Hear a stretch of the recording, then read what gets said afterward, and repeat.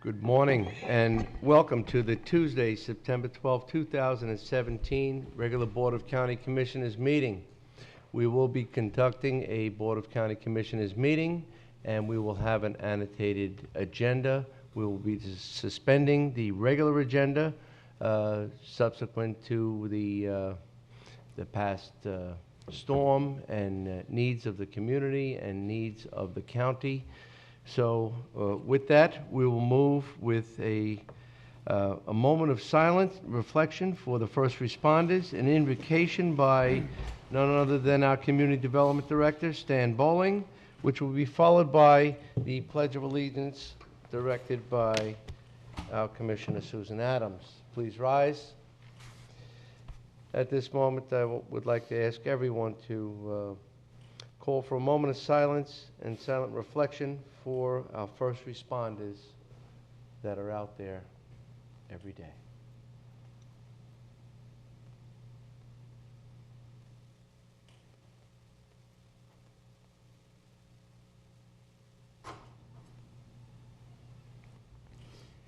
Lord God, this morning we admit again, we confess that you alone are God. We know that you are in charge and we are not. And we are grateful this morning for the gift of life that you have given us. We accept from your hand life, death, everything in between. And we want to just surrender that to you each and every moment. And to be prepared each and every moment for what you direct, what you want, what will bring you glory. And we ask that you would help us be responsive to that. We are grateful for your mercy and your grace, and we remember those who are suffering greatly in the islands, in this state, and other parts of this country. We ask that you would strengthen the mind, the body, the soul, the emotions of those who can help, those who are in need. May people help each other.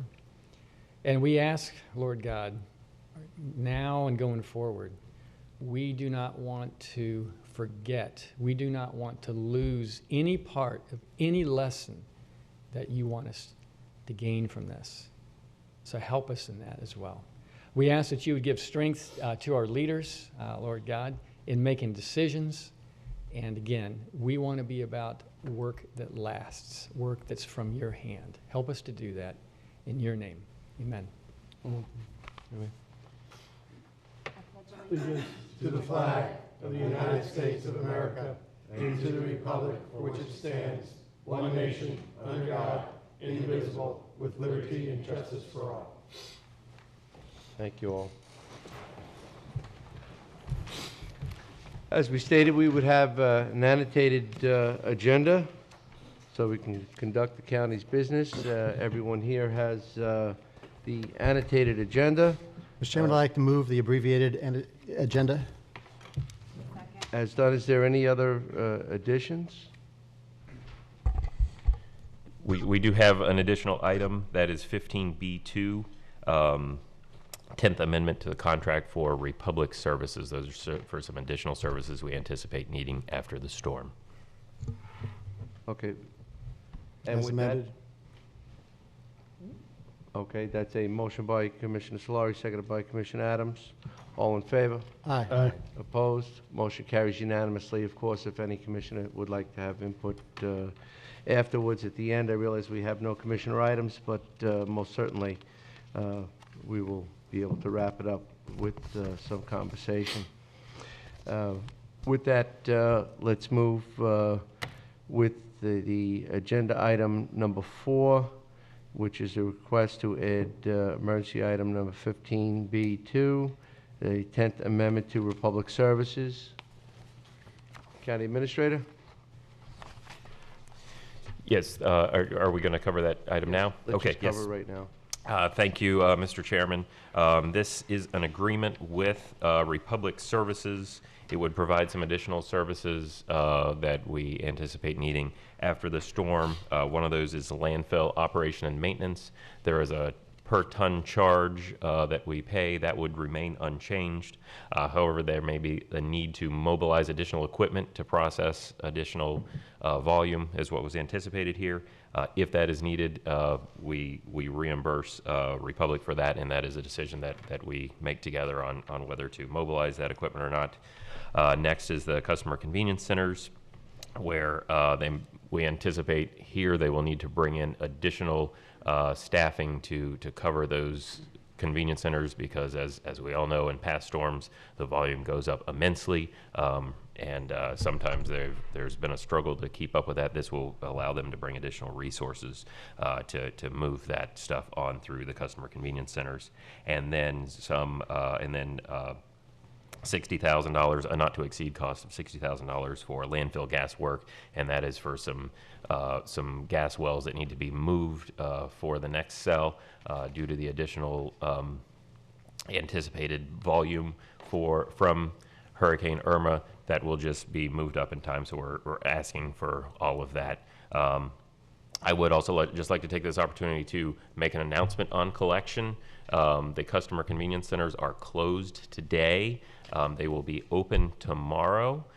We ask our residents, don't bring anything to the customer convenience centers today. They are not open. We've already had some reports of folks dropping that stuff off now. We ask everybody to not do that, because Republic needs to get in there and clean out what was left in those centers from last week, so that they're ready to go tomorrow morning. The landfill will be open. Our garbage collection is resuming today. So those folks who we did not get to last week for Friday, that have a regular Friday collection that was going to be Saturday, those will be collected today. Also, those folks with Monday collection will be collected today. So to repeat, today we will be collecting Friday and Monday regular collection. Tomorrow we will collect regular Tuesday, Wednesday garbage, and then Thursday we will be back to the normal schedule, and Friday collection. We are suspending recycling services for this week, so that Waste Management can reallocate those resources. So we haven't had a lot of time to announce this. I want to get that message out. Do want to say there's a lot of roads underwater out there, so Waste Management may not be able to get everywhere. They will do their best to get there, but I want to get that information out that we will be getting those. And then everyone wants to know about vegetative waste. If folks can put that along the side of the roads rather than in the roads, we don't want the roads blocked, so that our regular traffic can go through and our emergency vehicles can get through. We will have more information on vegetative debris pickup later. We anticipate that will not begin until sometime next week, but if folks can be patient with us, so that we can get those contractors mobilized, and we'll have more specific information on that later. Well, we're doing the very best we can to get it out, realizing that there may be some Comcast customers that do not have access to this broadcast.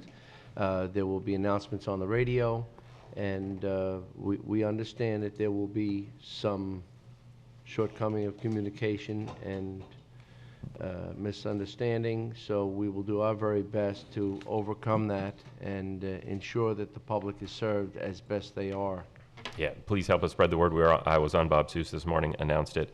We are announcing that from EOC via text, email, phone, but yeah, communications are a challenge with folks with various lines of communication down. So if you can, anybody help spread the word on that. Thank you. We still have the EOC telephone numbers that are active, or because we have de-escalated the EOC operation. The EOC is still at level 1 full activation. We do have folks there answering the hurricane information lines. That number is 226-3930. We do ask folks to not dial 911 to ask questions unless it is an emergency. 911 is for emergency. Those folks are still getting heavy call volumes. Please dial the county number. That's 226-3930. We have some announcements on there where you can get answers to common questions quickly, but you can talk to a live person and get your questions answered on that. Thank you. Mr. Chairman, I'd be happy to move the 10th Amendment to the Public Services. And that's a motion by Second. Commissioner Solari, seconded by Commissioner O'Brien. Mr. Chairman, Any further question and discussion? Yes, sir. Yes. Jason, under the full agenda packet, under item 4, it refers to this as the final 10th Amendment, and I didn't know where the word final ties into, because the actual item in the packet just says 10th Amendment, but on item 4 in the, say, our old, on this one. On this, okay. I think that means it's the final version. It's not a draft. I think that's what that is Okay. referring to. And So I apologize for the confusion there. I think under our, when we do our roundup lessons learned from the event, that we need to make different provisions. When we close the convenience centers to the public, we need to maybe figure out how to get them emptied before the storm so we can open back up quicker, not close them full and then have to figure out how to move that material. I will say that was our goal. We had some conditions change on us at the last moment. I take your point very well. That is our intention, and we will definitely try to do that next time. We were trying to do it this time, but you know, one of the takeaways from this storm and previous storms is these hurricanes always have the ability to surprise us. So Yes, they do. no matter what you hear from anybody when they're prognosticating, or there's all these super duper websites out there that know where the storm's really going, nobody except maybe the man upstairs knows where that thing's going before they get here. Right. Okay, great, thank you. I don't know if there's a perfect address to that, but just prior to the storms, we had asked everyone to collect all of their loose debris and get rid of anything that might become a projectile, and they did so. So the citizens did what we asked, and they brought them to the convenience center there was lines in getting into the convenience center.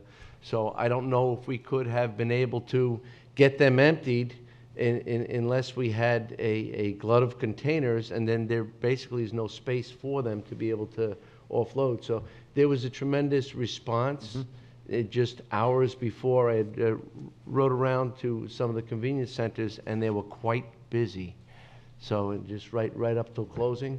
I don't know how we can, And yeah.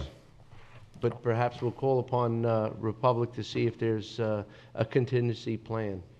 And it's a great point. We are trying to work to that in our after action plan to maybe do some, to have a contract Yes. like this where Republic could bring in additional resource, but it's always subject to Available. the conditions and what you can get. But yeah, we're taking lessons from each of these storms and trying to get better. I think we have enough practice now. We don't need any more practice, I'll say. So thank you. All right, thank you. No more practice. Now, what we'll do is we will open up the public hearings. You want to vote on that? Let's vote. Yes, all in favor? Aye. Opposed? Motion carried unanimously. Thank you. Thank you, Commissioner. Now, we have two public hearings. Item 10A1, which we will, again, open the public hearing. They have all been notified, of the respondents. We have a very limited attendance to the citizens, but thank you for attending today. And we have moved forward. So that's item 10A1, which will be the deferred compensation ordinance change. It's legislative in nature. So we will open up the public hearing, and then we will continue the public hearing until September 19th, 2017, at the regular Board of County Commissioners meeting. Mr. Chairman, do you need a motion for that? You may as well. Sure, go ahead. Yes, To make that motion. second. That's a motion by Commissioner Solari, seconded by myself. Any further discussion? All in favor? Aye. Opposed? Motion carried unanimously for this public discussion item to be continued. The next public hearing item is item 10A2, which is the Conover Acquisitions Corporation's request to rezone approximately 9.66 acres from CL Limited Commercial to PD Plan Development, and to obtain a conceptual PD plan approval for a project known as the Vero Beach Square. And this is quasi-judicial in nature. We will now open up the public hearing. And we will continue the public hearing for discussion and continuance and the swearing in of any participants of that public hearing on September 19th, 2017, at the regular Board of County Commissioners meeting. We'll, So moved? and that's a motion by Commissioner Solari, seconded by myself. Any further discussion? All in favor? Aye. Opposed? Motion carried unanimously. Thank you, Counselor. Thank you, Commissioners. And then the next item is Emergency Services District. We have an item to take action on item 15A1, which is the approval to purchase sole source equipment for fire rescue. I see our purchasing agent is here, and I also see that the county administrator is here. Would you like to? Yes, this is, Discuss yes, we wanted this to move forward because this is sole source for equipment so that we can open Station 14 on time. And it was for life packs and the power stretchers for that station. So that we can keep that moving. We need 2 life pack units and 1 Stryker power stretcher. So staff is recommending the board approve the purchases and to identify Physio Control and Stryker as sole source vendors for future purchases. Move to approve item 15A1, staff recommendation. Second? And that's a motion by Commissioner O'Brien, seconded by Commissioner Solari. Any further discussion on the board? Anybody from the public? All in favor?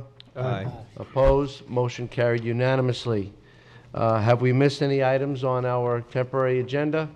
I just want to say that Hurricane Irma was less than what she was intended to be. I'm very grateful that all of our citizens were prepared.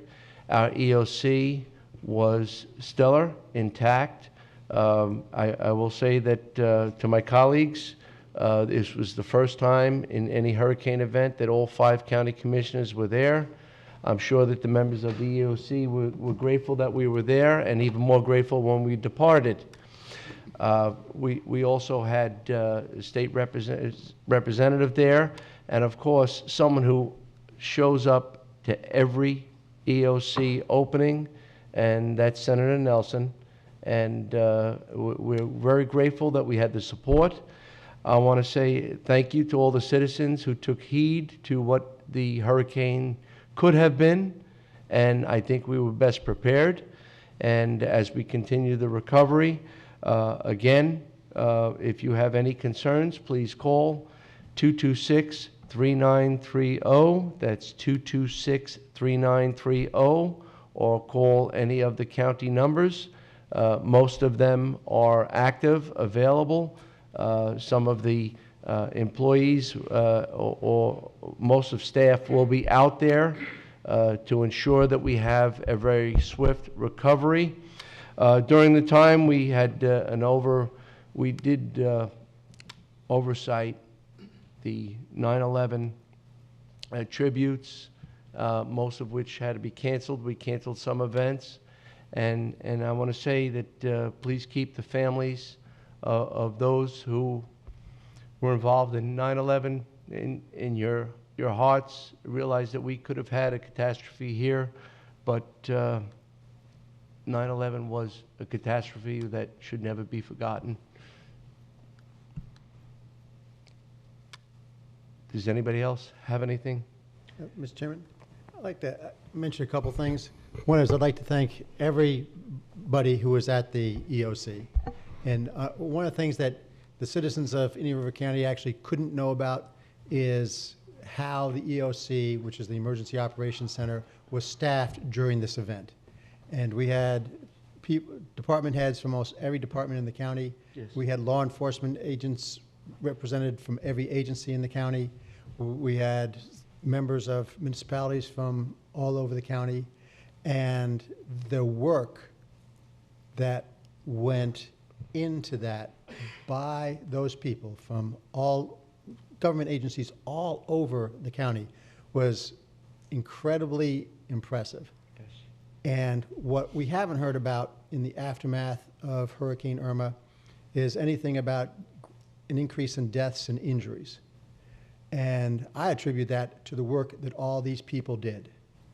And on a negative side, I'll note that yesterday I talked to a police officer from the city of Vero Beach and asked him how things were going. I was on the island, and the bridges were still closed. And he did mention that some people were getting upset because they couldn't get back on the island. I want to applaud all those police officers who are out there doing their work and who stopped them from doing stupid things. Because in the aftermath of the hurricane, the greatest thing that we could, or the worst thing we could have faced, was a lot of people doing stupid things, causing unnecessary injuries. And those men who stopped people going over bridges where there were power lines still down did another great service to the community.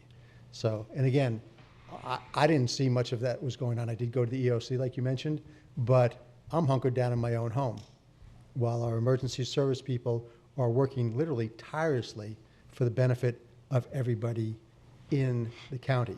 So I just ask for the people, if they see anybody from an emergency service unit, to thank them. And please don't do anything stupid over the next days. And just realize that the event's not all over yet. And anybody dealing with a municipal or county worker is probably dealing with somebody very tired right now. So give them a break. So again, thank you very, very much for all the work that you've done. I appreciate it, and I believe the citizens of Indian River County appreciate it very much. Thank you, Mr. Chairman. Commissioner O'Brien, anything? No, just ditto what Commissioner Flores said. Yes, since I see our Public Works Director in the back, could maybe you give us a update on hotspots of which roads the public really need to avoid that are holding a lot of water still, or is that subsided? If you want to come up, Rich, or if everything's... All of them. Yeah. Some are definitely better than others, but maybe you can just give us a short list of, please stay away from the following. Rich Birko, Public Works Director. Right now what we're seeing in the Southwest County is 66. We have some flooding on 66. We have some flooding on Oslo. 74th going into the landfill still has some water on it. 82nd still has some water on it. Those are the county roads that we're seeing. Most of the rest of it this morning, as I was coming in, I drove the roads. We're faring rather well. Canals are going down. The Indian River Farms did a good job of keeping their canals free and clear of debris, and they're flowing. VLE, the water's still up in VLE. It's subsiding, but I got a sneaky suspicion it's going to be a couple of days. It's just we got pounded in that area. Fellsmere's the same way. Fellsmere Farms, or Fellsmere Water Control District, the capacity of their canals is a little less, so it's going to take time for that water to go down. We're working, staff is out working, road and bridge crews are out. We're making sure that VLE, all the outfalls are going. We're looking for some place that we can pump water. The problem is there's just no place to pump water, and there's no sense in pumping water in a circle, so I'm not going to put a pump out there unless I know I can help. And right now it's just flowing.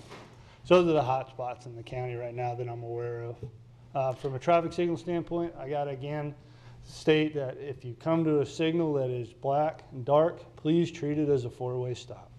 I don't know how many times yesterday we were out and about, people were just blowing through signals, and that's just something we need to all be paying attention to. Right now, my understanding is I have 2 dark signals, everything else has generators. We were able to get another 24 generators from down south from DOT. We went and picked them up yesterday. We installed some of them yesterday. We're installed some today.